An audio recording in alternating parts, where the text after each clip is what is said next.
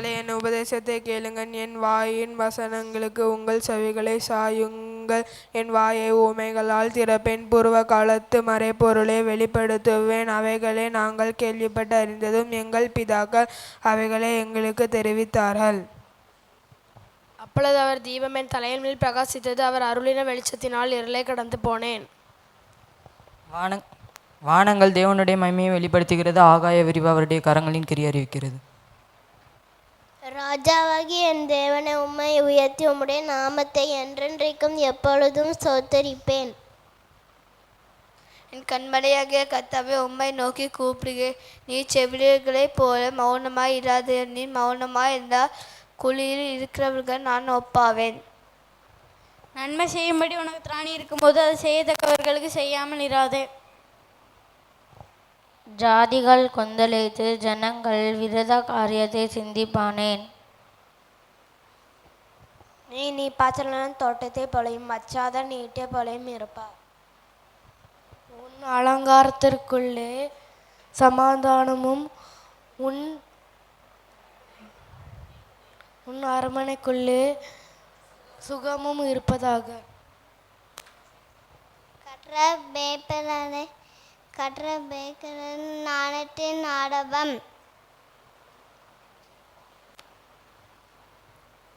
எளியவனை குப்பையிலிருந்து உயர்த்தினார்.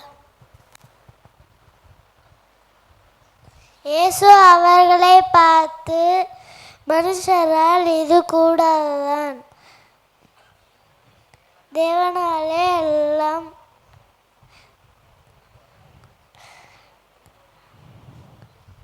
கூடாத அல்லது தேவனால எல்லாம் கூடும். எந்த மனுஷனும் மேலான அதிகாரம் உள்ளவர்களுக்கு கீழ்ப்படிய கடவன். ஏனென்றால் தேவனாலே அஞ்சி ஒரு அதிகாரமும் இல்லை. உண்டாயிருக்கிற அதிகாரங்கள் தேவனாலே நியமிக்கப்பட்டிருக்கிறது. கர்த்தர் நல்லவர் என்பதை ருசித்து பாருங்கள்.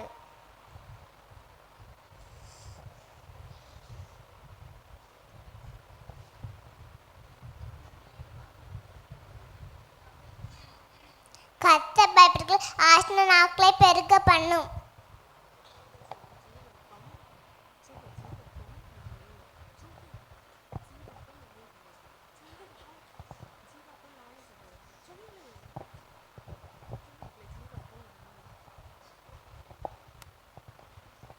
ஐஸ்வர்யவான் தேவனுடைய ராஜ்யத்தில் பிரவேசிப்பதை பார்க்கிலும் ஒட்டகமானது ஊசியின் காதிலே நுழைவது எளிதாயிருக்கும்.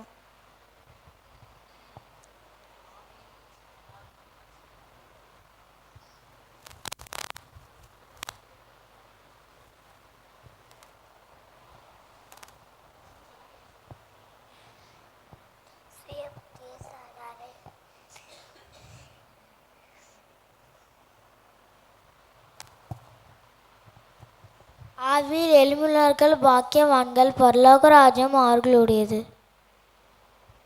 அவர் பிரதியுத்தரமாக, மனுஷன் அப்பத்தினாலும் மாத்திரமல்ல, தேவனுடைய வாயிலிருந்து புறப்படும் ஒவ்வொரு வார்த்தையினாலும் பிடிப்பான் என்று எழுதியிருக்கிறதே என்றார். மத்தேயு 4:4. பாவம் செய்கிறவன் பிசாசினால் உண்டாயிருக்கிறான். ஏனெனில் பிசாசானவன் ஆதி முதல் பாவம் செய்கிறான். பிசாசினுடைய தந்திரங்களை அழிக்கும்படிக்கே தேவனுடைய குமாரன் வெளிப்பட்டார். 2 கொரிந்தியர் 12:7-9 வரை உள்ள வசனங்கள். அன்றியும் எனக்கு வெளிப்படுத்தப்பட்டவைகளுக்குரிய மேன்மை நிமித்தம் நான் என்னை உயர்த்தாதபடிக்கு என் மாம்சத்திலே ஒரு முள் கொடுக்கப்பட்டிருக்கிறது. என்னை நான் உயர்த்தாதபடிக்கு அது என்னை குட்டும் சாத்தானுடைய தூதனாய் இருக்கிறது. அது என்னை விட்டு நீங்கும்படிக்கு நான் 3 தரம் கர்த்தரிடத்தில் வேண்டிக் கொண்டேன். அதற்கு அவர், என் கிருபை உனக்கு போதும், பலவீனத்திலே என் பலன் பூரணமாய் விளங்கும் என்றார். ஆகையால் கிறிஸ்துவின் வல்லமை என்மேல் தங்கும்படி என் பலவீனங்களை குறித்து நான் மிகவும் சந்தோஷமாய் மேன்மை பாராட்டுவேன்.